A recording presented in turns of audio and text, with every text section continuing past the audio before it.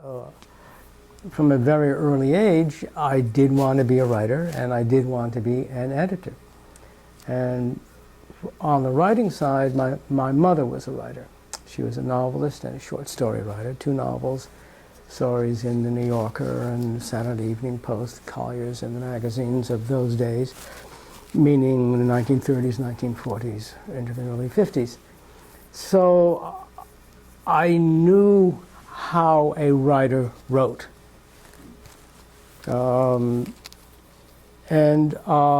It was a path in life that had some legitimacy for me.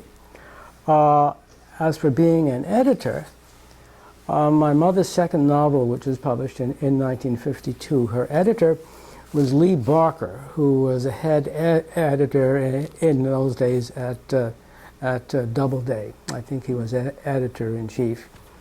And at a post-summer camp vacation, my parents picked my brother and me up from summer camp, and we went to Cape Cod.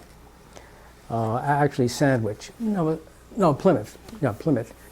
And stayed at some summer resort for about a week. And we visited Lee Barker, whose house was actually on the Cape, his summer house.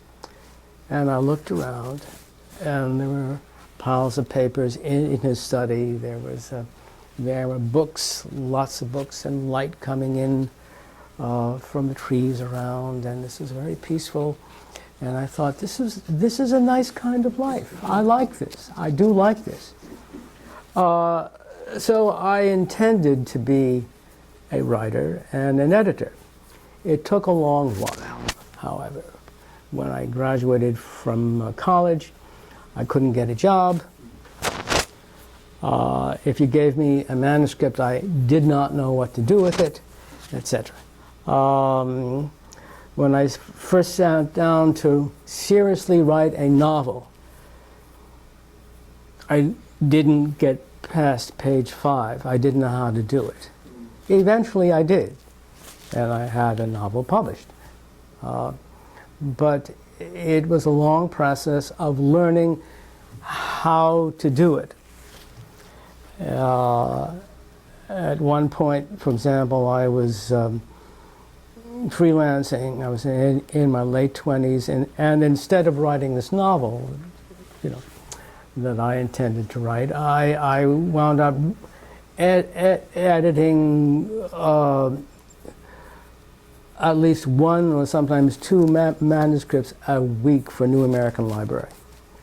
Just learning how to handle the various materials.